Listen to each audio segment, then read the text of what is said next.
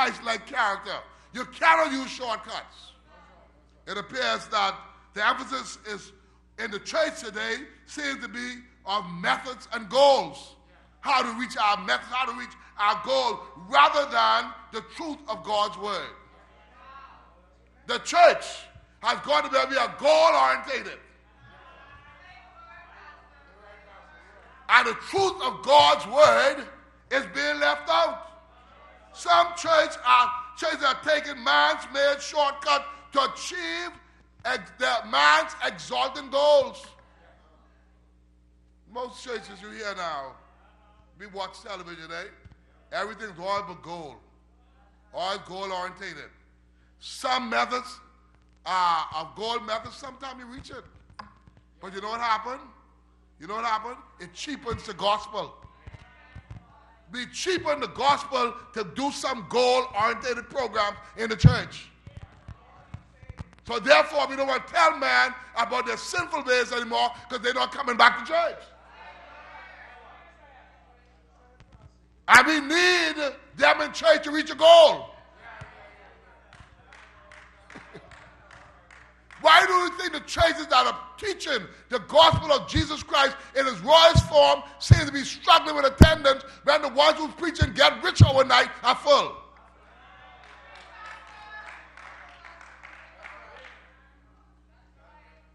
Some goals are only carnal projection of some leader's ego and have nothing to do with the work of God or the glory of God. We need to get this in our spirits. People don't want to hear that you must be born again no more. People don't want to hear that the wage of sin is death no more.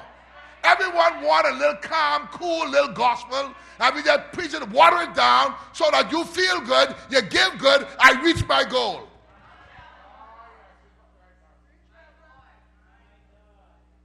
Jesus told a parable about two builders, one of whom was in a hurry and built his house without a solid foundation. Needless to say, the structure did not last. He took some shortcuts. The other man took more time. He was not in a hurry to finish first. He did not let selfish ego overshadow his purpose. Nor did he feel he had to do what the other fellow was doing just to keep pace. He laid a foundation and built a house that withstood the storms of life.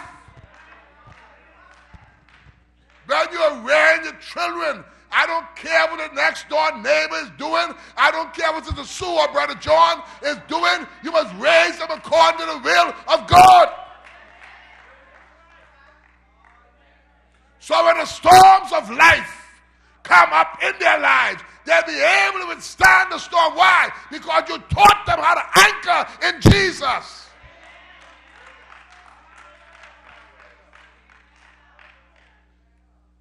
You know, down through the years, I've learned that a shortcut approach is not only disastrous to the house, but it's also disastrous to you who do it, but disastrous to all around you. Yeah? When you take shortcut, it may look good for a while, but it comes back. And when it comes back, it hates not only you, but hates those around you. My family, anything the leader does to circumvent the purpose of God, to promote his own agenda, the whole house suffers. Anytime you have a leader who circumvent God's agenda to promote his own agenda, the whole house suffers.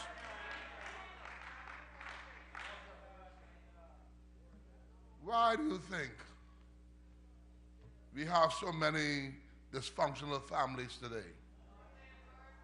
It's because the leaders in the family has abandoned the way of God and have gone after their own ways. They have become impatient with God's way to build a family, and they have adopted man's way.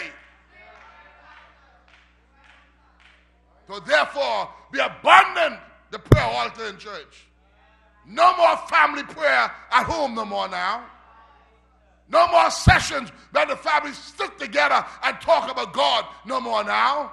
No more going to Sunday school and coming to church now. We are doing it man's way. And that's why the family is catching hell today. Let me tell you, my sisters and brothers, when you leave God's way, God said, train up a child in the way he should go. And when he's old, he will not depart from it. When we don't train them, all they know is the television. The sad thing about it, most of our children are growing up on iPods and the television. The internet is feeding into them now. When do we take time to stand before them? Oh, yes, every now and again you say, well, come, you better let's watch this Christian channel today. But when do we stop and pray with our children? Have we become too busy for the most essential? Have we become so busy that we don't have time to sit with our families and pray over our children anymore?